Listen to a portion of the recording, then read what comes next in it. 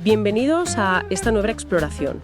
Hoy es 16 de septiembre de 2025 y vamos a sumergirnos en algo que ha dado mucho que hablar. El reciente y, bastante comentado castigo a la acción de Chipotle, CMG, en bolsa. Efectivamente. Lo que parece indicar el análisis no es un colapso del negocio para nada, sino algo más. Más sutil, una recalibración de expectativas, quizás. Sí, es una buena forma de plantearlo. Complejo. Sí. La gran pregunta es, ¿qué hay realmente detrás de esta corrección? Así que nuestra misión hoy es desgranar un poco los factores fundamentales, valoración, riesgos, todo basado en la información que tenemos. Ok, vamos a ello. Vamos. Pero antes de empezar, un momento importante.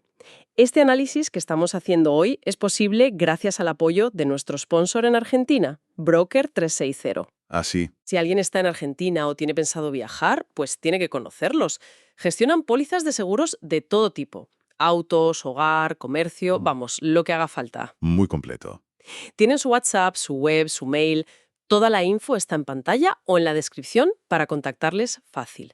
Así que, una vez más, gracias a Broker 360 por apoyar este proyecto. Nos encanta colaborar con vosotros. Genial, un apoyo importante. Bien, pues entremos ya en materia. La primera capa que parece clara en los análisis es una desaceleración.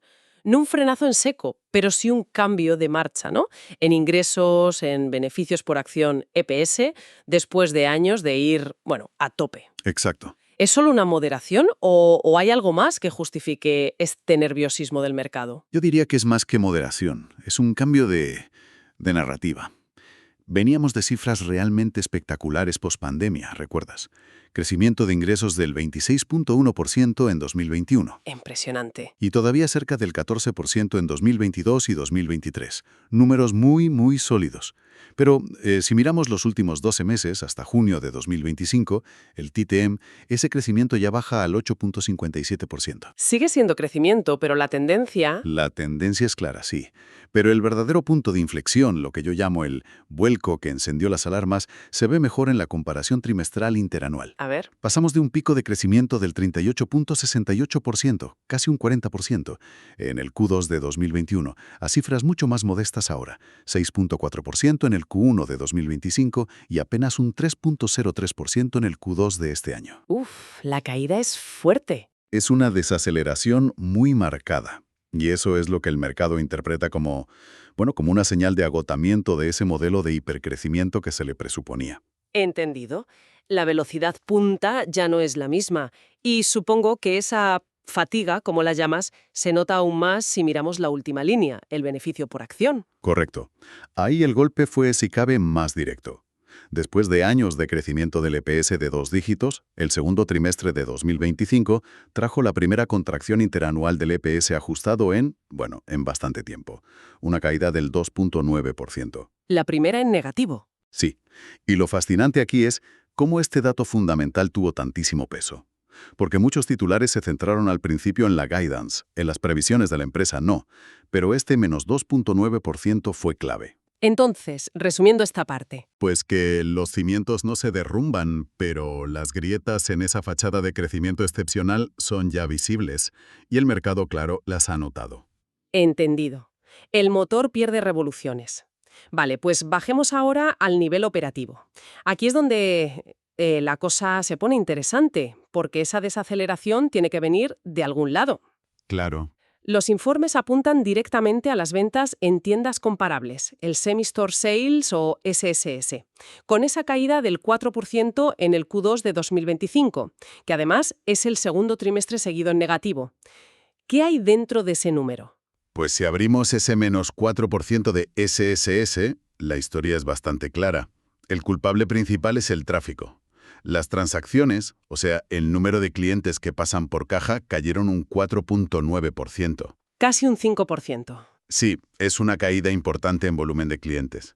Tan fuerte que ni siquiera un ligero aumento del 0.9% en el ticket promedio, lo que gasta cada cliente, pudo compensarlo. Eso es clave. Significa que su famoso poder de fijación de precios, esa capacidad de subir precios sin que la gente dejara de ir, parece que ha tocado techo. Exactamente. La estrategia de subir precios para compensar inflación o costes, pues ya no es suficiente para tapar que sencillamente menos gente está eligiendo Chipotle. Y eso conecta con la situación general, ¿no? La gente mira más el bolsillo. Directamente. El consumidor está mucho más sensible al precio. Iniciativas que lanzaron como Summer of Extras, bueno, intentaron contrarrestarlo, pero la reacción del mercado después de los resultados sugiere que no fueron suficientes para cambiar la tendencia de fondo. Al menos, no de forma inmediata. Claro. Y si entra menos gente y subir precios ya no funciona igual, la siguiente pregunta es obligada. ¿Cómo afecta esto a la rentabilidad, a los márgenes? Pues les afecta directamente. El margen operativo a nivel de restaurante, que es una métrica crucial para ellos, se contrajo en el Q2 de 2025. Cayó al 27,4%, cuando el año anterior estaba en el 28,9%. Una bajada notable. ¿Por qué? Viene por varios frentes. Por un lado, los costes laborales subieron. Pasaron del 24,1% al 24,7% de los ingresos. ¿Por qué suben si venden menos? En parte por lo que se llama desapalancamiento operativo. Al vender menos, los costes más o menos fijos de personal pues pesan relativamente más sobre esos ingresos menores. Entiendo. Y por otro lado, como consecuencia directa de la caída del tráfico, tuvieron que invertir más en marketing. Subió hasta el 2,7% de las ventas, intentando atraer de nuevo a esos clientes perdidos. O sea, gastar más para intentar vender más. Exacto. Es verdad que las subprecios que aplicaron en 2024 ayudaron a mitigar un poco la presión en el coste de los alimentos, que bajó del 29,4% al 28,9% de los ingresos. Algo es algo. Sí, pero la inflación en ingredientes clave como el bistec o el pollo sigue ahí, presionando. La conclusión es que el escudo de los precios altos ya no protege los márgenes como antes frente a la presión laboral y la necesidad de gastar más en promoción. Es una encrucijada difícil. Sí, porque gastar para intentar recuperar el tráfico te erosiona esa rentabilidad que tanto valoraba el mercado. Complicado. Hacemos una pequeña pausa aquí. Si está gustando lo que se está escuchando hoy, pues invitamos a quien nos oye a suscribirse al canal, dejar un like y comentar qué temas le gustaría que abordáramos próximamente. Siempre es útil el feedback. Y en la descripción de este episodio se van a encontrar dos enlaces importantes. Uno a nuestro patrocinador Broker 360 y otro a PayPal, por si se quiere apoyar este proyecto. Toda ayuda es bienvenida. El aporte ayuda mucho a que sigamos haciendo contenido como este. No pedimos más que el importe de un café. Gracias por el apoyo. Muchas gracias. Continuamos. Hemos visto la desaceleración del crecimiento y la presión en las operaciones. Pero hay un tercer factor que los análisis destacan como, bueno, posiblemente el más determinante para explicar la magnitud de la caída de la acción: la valoración. Ah, la valoración. La madre del cordero, quizás. Se dice que Chipotle siempre cotizó con una prima enorme, ¿no? Casi como si fuera una tecnología basada en esa narrativa de crecimiento imparable. ¿Qué ha ocurrido con esa prima? Pues que ha implosionado. Creo que esa es la palabra. El análisis de la valoración es demoledor y confirma que la contracción del múltiplo ha sido el gran catalizador de este castigo. ¿Implosionado? Suena fuerte. Es que lo es. Chipotle siempre fue cara así, pero se justificaba por su historial, su calidad, su crecimiento. Lo que vemos ahora es un reajuste brutal de esas expectativas. Dame números. Fíjate en el ratio precio-beneficio, el B. A 11 de septiembre de 2025 estaba en 34,48. Puede sonar alto todavía, pero es que supone una caída del 55% respecto a su media histórica de 10 años. Que era de 77,08. ¿Más de la mitad? Exacto. Y comparado con las medias más recientes de 3 y 5 años, que eran 50,96 y 64,83, la caída es igualmente drástica. Es como si el mercado hubiera dicho: se acabó la fiesta del crecimiento exponencial, volvamos a una valoración más terrenal. Es una caída enorme del múltiplo, sí. Pero aún así decías que sigue cotizando por encima de sus competidores, ¿no? Sí, y eso es interesante. A pesar del desplome, ese PE de 34 y pico todavía representa una prima del 71% sobre la media del sector, que ronda el 20%. Y está por encima de McDonald's, que está en 26, o Yum Brands, en 29. ¿Y qué nos dice eso? Pues que el mercado sigue reconociendo que Chipotle tiene un negocio de calidad, buenos márgenes comparativamente, pero ya no está dispuesto a pagar por él como si fuera a crecer al ritmo de antes. Se respeta la calidad, pero se cuestiona la tasa de crecimiento futura. Vale. Y otro dato que lo confirma: la caída del valor empresarial, el EV, a 56.85 mil millones en junio de 2025. Es casi un 29% menos que el promedio de los 4 trimestres anteriores. Refuerza esta idea de revaloración a la baja. Clarísimo el impacto de la valoración, pero aquí hay algo que parece una contradicción y que señalan los informes. En la presentación de resultados del Q2, Chipotle superó las expectativas de beneficio por acción, EPS. Cierto. Si fue mejor de lo esperado en beneficios, ¿por qué la acción se hundió más de un 10% después del cierre y un 13% al día siguiente? ¿No es raro? Es una pregunta excelente porque va al corazón de cómo funciona el mercado a corto plazo. Es verdad, presentaron un EPS ajustado de $0.33, un centavo por encima del consenso de 0.32. Una pequeña victoria. Pero quedó totalmente eclipsada por dos factores mucho más pesados. Primero, fallaron en ingresos. 3.06 mil millones frente a los 3.11 mil millones que se esperaban. Ya es una señal de debilidad. Vale, primer golpe. Pero lo realmente crítico fue el segundo factor. La compañía recortó drásticamente su previsión, la guidance, de ventas en tiendas comparables SSS para todo el año 2025. Pasaron de esperar un crecimiento bajo de un solo dígito a proyectar que las SSS quedarían aproximadamente planas. O sea, el mercado no reaccionó tanto a la foto del trimestre pasado, sino a la película que la propia empresa proyectó para el futuro. Adiós al crecimiento en tiendas. Exactamente. Esto plantea una pregunta importante. ¿Qué pesa más para la cotización? ¿Cumplir ayer o prometer menos para mañana?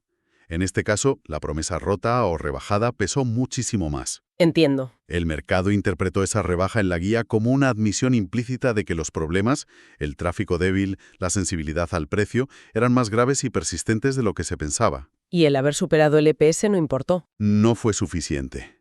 Probablemente lo lograron por control de costes, pero eso no compensó la pérdida de la narrativa de crecimiento futuro.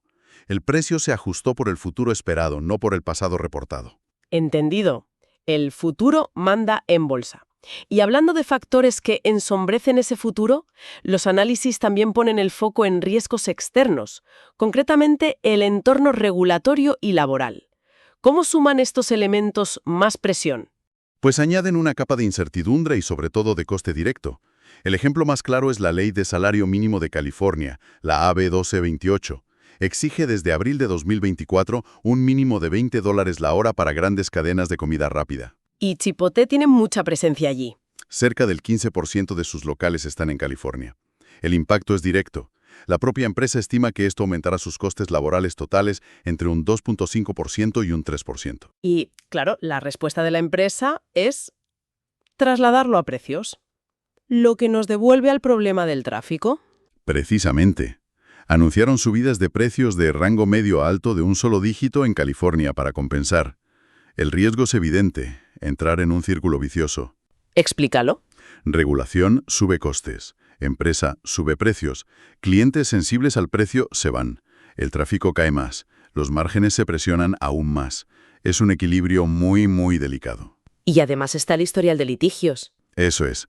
No podemos olvidar el historial de litigios laborales, el acuerdo de 20 millones en Nueva York por violar leyes laborales, la multa de 1.4 millones en Massachusetts por temas de trabajo infantil. ¿No son buena publicidad? No solo cuestan dinero, sino que generan un riesgo reputacional y demuestran una exposición continua a este tipo de contingencias.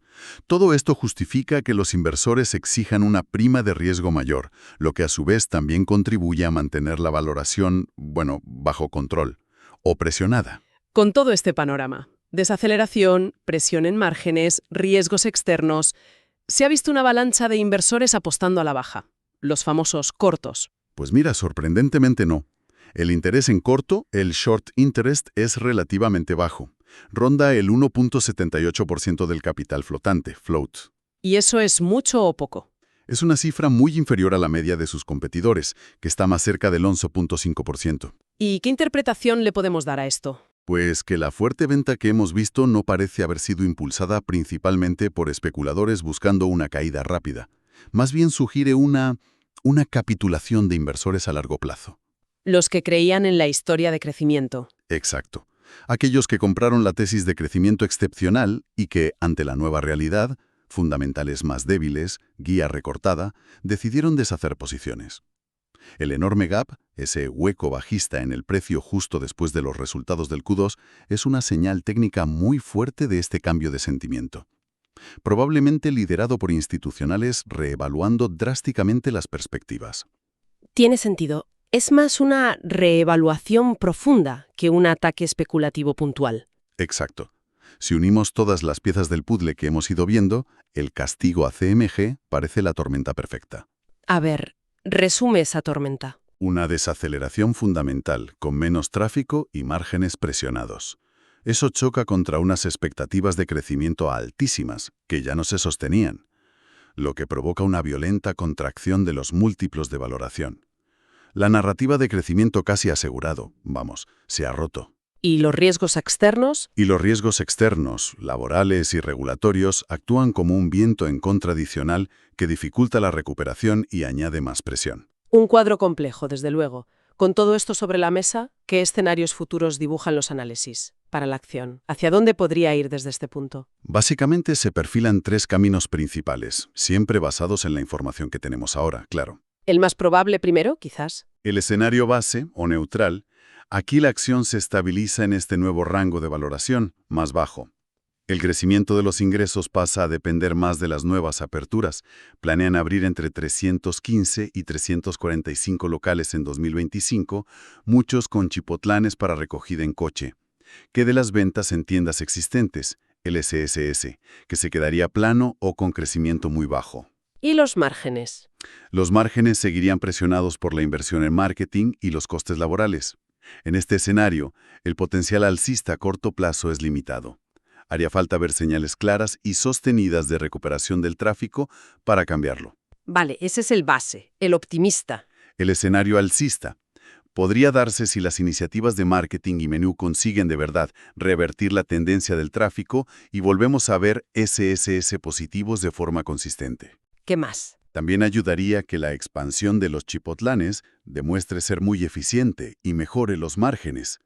Y por supuesto que la inflación de costes y las presiones regulatorias se moderen.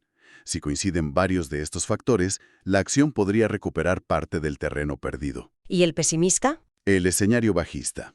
Aquí la presión podría aumentar. Por ejemplo, si la caída del tráfico resulta ser algo estructural, o sea, que los consumidores optan permanentemente por alternativas más baratas. ¿O más regulación? O si la presión salarial se extiende a otros estados siguiendo el modelo de California. O, Dios no lo quiera para ellos, si surge algún nuevo problema reputacional grave. Seguridad alimentaria, otro litigio importante.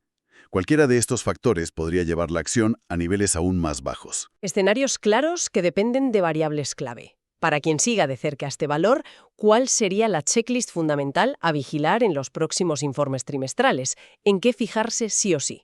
Yo diría que hay 4 puntos críticos a monitorizar cada trimestre. El primero. Primero, el desglose del SSS. La pregunta del millón, ¿mejora el componente de tráfico o sigue siendo negativo? Segundo. Segundo, el margen operativo a nivel de restaurante. ¿Cómo evolucionan los costes laborales como porcentaje de ingresos? ¿Consiguen contener esa presión? Tercero.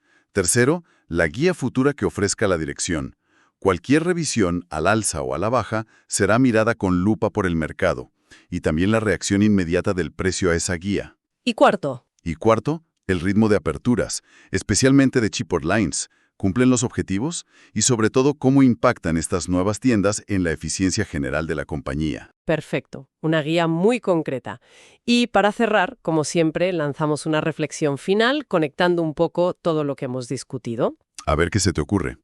Considerando ese posicionamiento tan particular de Chipotle, a caballo entre el fast food y el fast casual, y esa creciente sensibilidad al precio que hemos visto como un factor clave, ¿podría esta presión actual no ser solo un bache cíclico? Sino, Una fuerza que obligue a Chipotle a replantearse aspectos fundamentales de su propuesta de valor, o incluso de su público objetivo a largo plazo, más allá de simplemente capear este ciclo económico. Ahí queda la pregunta para la reflexión. Interesante. Da para pensar, sí, señor. Y con esto llegamos al final de este análisis de hoy. Esperamos que haya sido útil, que se haya aprendido algo nuevo y que nos acompañen en la próxima sesión. Ha sido un placer, como siempre. Una vez más, muchas gracias a Broker 360 por hacer posible este espacio. Nos reencontramos muy pronto. Hasta la próxima. Recuerden que en la descripción de este vídeo se encuentran los enlaces a nuestro patrocinador y a PayPal por si nos quieren ayudar. Gracias una vez más.